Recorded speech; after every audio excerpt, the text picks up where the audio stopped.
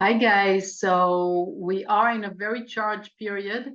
We finished two very special weeks, and now we are adding towards the third one that speaks about the unity and mercy, the power of mercy. We're talking about Sukkot. Normally it's a holiday, but thanks to the Kabbalist, we see that it's a whole technology that is related with the time zone. It relates to the special energy that is available through this week that can really assist us in the process of our personal growth, and the ability to relate this year to much more blessings than the year before that. And what do we need to do in order to be tuned to that energy? First of all, is to know what type of energy will be available, because knowledge is power and knowledge is a connection. Okay. And by us doing few things, of course, different way of thinking, and using the tool of the Zohar and the different connections, for those of you that are studying with us, you can follow Kabbalah.com, so you can really relate with all the activities and connections that will be available. So first of all, to start that this week, we can really receive strength and reinforcement from the universe to empower our soul. This week, we want really to see the beauty, to see the strength of our soul. We've been working very hard for the last 40 and something days to clear away all the veils and all the negativity and all the limitations, so our soul can take more place. Now is the time for our soul to be charged with all the energy, with all the love, with all the mercy and compassion during this time. More we see and more we are aware of our soul, the second thing that grows in us is the certainty. Okay? Certainty is something that I'm not born with. I need to work to create more of it in my life. Certainty is something that I really want to ask from the universe to have more, because it's a choice, yes? Or I see the chaos around me, or I'm capable really to keep what we call certainty. So one, it's more I do my spiritual journey, my work, my change, my study, the use of the tools, and that grows in me certainty. Then I have the capacity to stand in front whatever is happening around me, and to have that knowledge, knowing, yes, not believing, but knowing that what is behind it, okay? That the light is behind everything. Because seeing everything that is happening today in the world, it's very hard to keep certainty, to keep that knowledge that the light is behind. But for the teaching, the studies, like through the studies and the tools and the personal work that we do, and we see that every time we fall, every time we are confused, but I am insisting on seeing the light. I am capable to see the blessing and the light in that situation. So as you can see, the studies of Kabbalah are not here to have another teaching or something more interesting to, you know, to have in the curriculum like of my books or my studies, but it's really a tool that keeps me alive, that keeps me protecting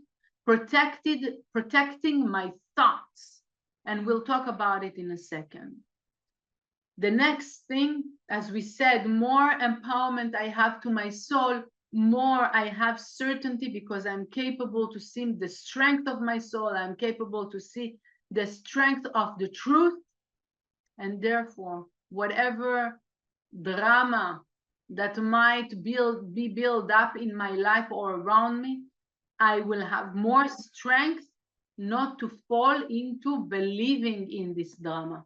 How many times the stories start in our life and the thought that comes with it immediately builds up a whole scenario, and that scenario causes me, the images that I had in my mind caused that my life will have a pattern or a scenario that maybe would not have happened if I would not have imagined it, because of that little thing that I heard or that happened, but it was just little. But I believe that this little thing is true and this little thing is bad.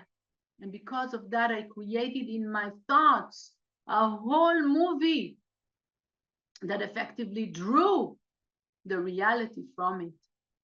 So this week, I get again from that certainty, I get the strength, say, with all this scenario, chaotic scenario, drama, I am not going to fall into believing in it. It's there, but I want to stay strong. I don't give it energy. I'm not going to allow this to penetrate. Therefore, I am stronger than fear. I'm stronger than doubts. I'm stronger than hatred. I'm stronger than being confused. That's strength. That's real strength. And real strength come and build up thanks to the studies and the use of the tools. Again, it's not just a study. It's not just a book. It's strength for life. That's Kabbalah. And so we said that protects me of not falling and believing everything that I see and everything that I hear.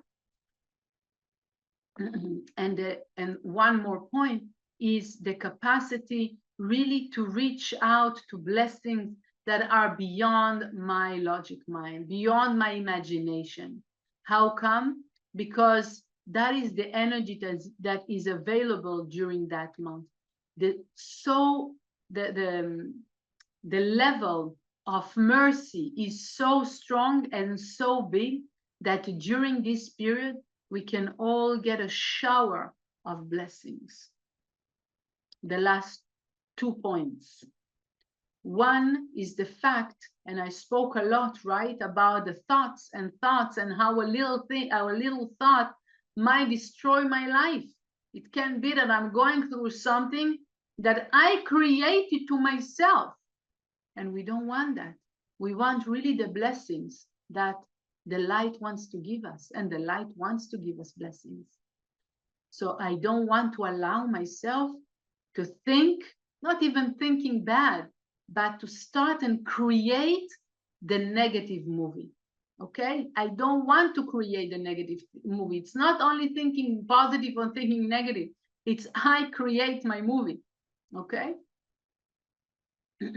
But why do we speak now about this week, about the energy of the war of thoughts, or like the Kabbalists would call it, the war of Gog and Magog, the Armageddon war? It's not a physical war. It's exactly the war of thoughts, like I explained.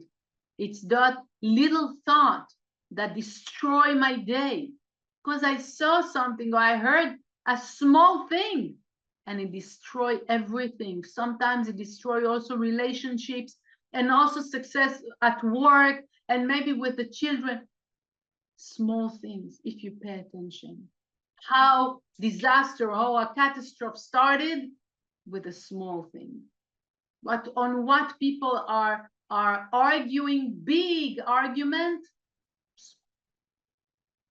and that's how the opponent is functioning.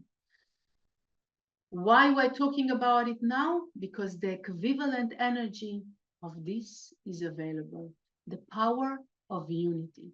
If we're talking about thoughts and separation and hatred and all of that, the contra power is available, and it's the power of love and mercy and unity.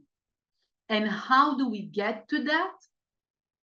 Normally, people are looking for an ideal to be capable to build up on this a unity. Sometimes it's a business cause that everybody going towards the same direction. Sometimes it's a belief of something. Sometimes it's just by the idea that we need to be united, because like this we will win a game or a war or whatever. But it's all next to the truth. And that's again the appreciation to the teaching of Kabbalah, the way that Rav Berg and Karen Berg expressed it and taught it in a such accessible and such very profound and simple way in the same time. What is the thing? Is that by me, what is connected all of us? The soul. We are coming from the same soul of Adam. The soul is the one that connects all of us. So basically, in our pure essence of soul, there is no difference. Maybe, you know, different levels or something like this, but it's like in one body. Yeah, there is the head, there is the eyes, there is the hand. Each one has another part, but there is no ego. The head doesn't say I'm more important, because without the leg, he has nothing. And vice versa, okay? So the souls, they have the desire to be glued together. They have the desire to love and to care for each other. What separates us is our calculations, our ego, our belief system, yes, that tells us, no, he spoke to you like this because he doesn't like you. He doesn't like you because you think that you're not liked. It's not because someone doesn't like you. Because if you wouldn't have this, that person maybe would not have been in your surrounding. Or even they will, it would not bother you. So what separates us is the ego. It's the limited belief system. What unites us is our soul. The soul love each other. There's no problem with that. Maybe there's more affinity, but they love each other.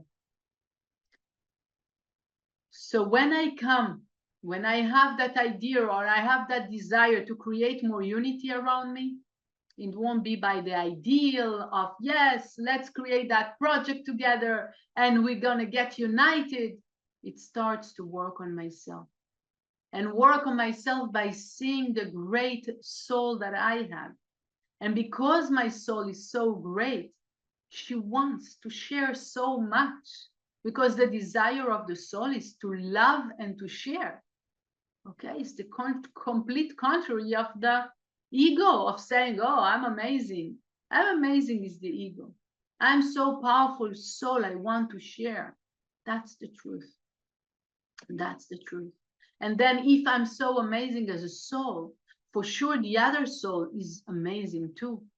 So then I create a new unit, yes, and another one, and another one. This is the way that we can create true unity, is by empowering our soul, and through that, acting and affecting my surrounding. How can I know where am I? Am I allowing more of my soul or more of my ego? And that's a test that each one of us can do, is to check myself every day. How to check my actions. My actions show on my belief system. So if a person is more busy with being worried about himself, what's gonna happen, what's gonna be with my children, how I'm gonna sustain them, like all those thoughts about me, my family, myself and I. So then I'll know I'm mostly busy with my limited self. But when I'm gonna open myself and be busy also with the world, people around me, feeling the pain of others and sharing, sharing maybe tools, sharing maybe ideas, helping, seeing how can I assist in every situation. Yeah, being in a sharing mode is not easy because it's asking me to change all the time. But that's exactly the work with the light. If I want to be hand in hand with the light, being shown the way, being shown the beauty of life, being protected by the light, all of this, it asks me to move out of myself, to do more things, and to be ready that things going to be that things will change all the time. It is like this: more we are with the light, more we change, and the changes are good for us. The changes allow us development. The changes allows us to be more connected with the light. So with a higher, in a higher frequency. Okay, that is thanks to the movement. Okay, stagnant, we know it's death. Movement is life. Okay, so that's about the jumping into opportunities of sharing, because they are never easy. They are never comfortable, not easy, but comfortable. But if I know in my mind, I know that movements are good for me and I am for the movement, I'll be very happy with the movement. If I'm, restricting the movement and the changes, it's not going to be nice. But life will push me to change and to move. So I want to take it as a, be ready for that, wanting that. And then, of course, as a result of that, life are giving me something different. And that is the gifts from above, beyond logic. And that is the energy with which we're going to be immersed in during that week of Sukkot. The mercy and the kindness and the love and the unity and gifts beyond logic. I wish you a very powerful connection and have a great year. Shana Tova.